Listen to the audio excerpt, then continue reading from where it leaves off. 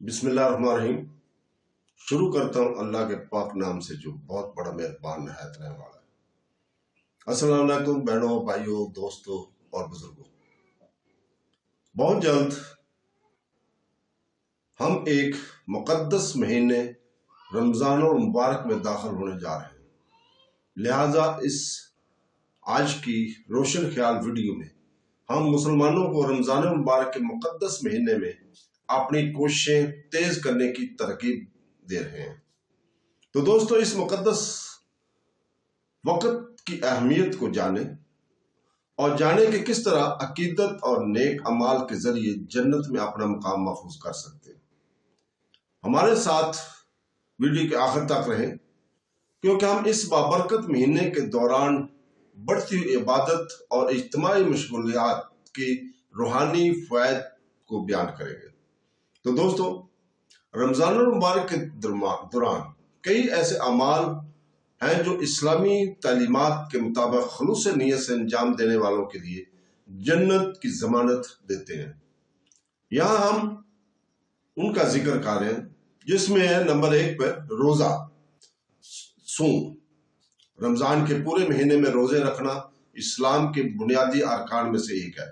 روزے کا اجر بہت زیادہ ہے، اور نبی کریم صلی اللہ علیہ وسلم نے فرمایا، جس نے رمضان کے روزے ایمان کے ساتھ اور ثواب کی نیت سے رکھے، اس کے پچھلے تمام گناہ معاف کر دیے جائیں گے۔ بخاری اور مسلم میں اس کا ذکر ہے۔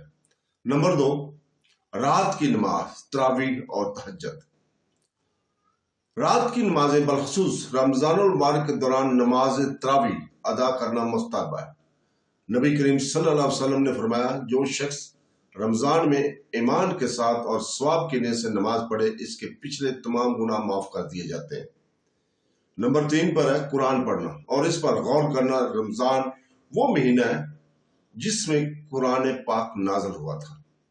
یہ وقت ہے کہ آپ قرآن پاک کی تلاوت اور فہم میں اضافہ کریں۔ نبی کریم صلی اللہ علیہ وسلم نے فرمایا، تم میں سے بہترین وہ ہے جو قرآن سیکھے اور سکھائے۔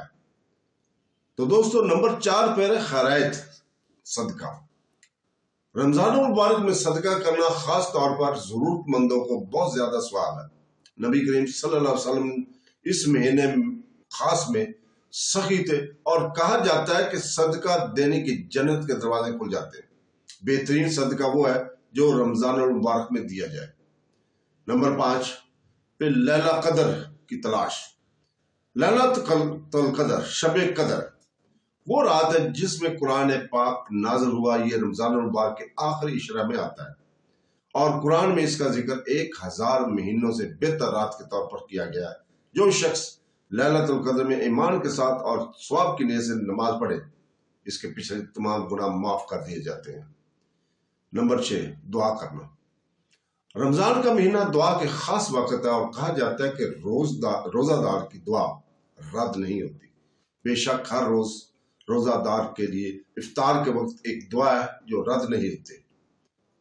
تو دوستو، بہنوں، بھائیوں، بزرگوں، نمبر 7 پہ ہے اعتکاف کرنا۔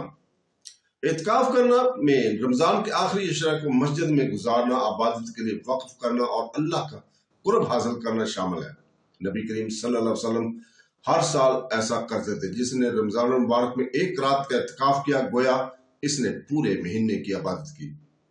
تو دوستو، 8ویں نمبر پر ہے معافی مانگنا اور توبہ کرنا۔ رمضان المبارک کے پچھلے گناہوں سے سچے دل سے توبہ کرنے کا وقت ہے۔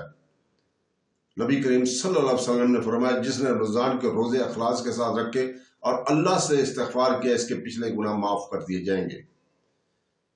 خلاصہ یہ ہے کہ رمضان المبارک میں بہت سے اعمال ایسے ہیں جو اگر اخلاص اور ایمان کے ساتھ کیے جائے تو جنت الفردوس کی ضمانت دیتے ہیں، اور وہ روزے، نماز، صدقہ، استغفار اور عبادت میں لگڑ کے گرد گھومتے ہیں، خاص طور پر آخری عشرہ کی راتوں میں۔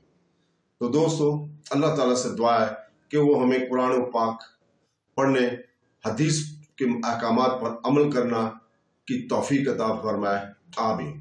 تو بہنوں، بھائیوں، دوستوں اور بزرگوں، رمضان المبارک کی پہلی تاریخ سے انشاءاللہ تعالیٰ ہر روز اس مقدس مہینے اور روزوں کے فضائل اور احکام کے بارے میں ہم ایک ویڈیو نشر کریں گے۔ تو ہم امید کرتے ہیں کہ آپ ہماری افزائی کریں گے۔ تو دوستو، اس کے ساتھ ہی ہم آپ سے اجازت چاہتے ہیں۔ اللہ حافظ۔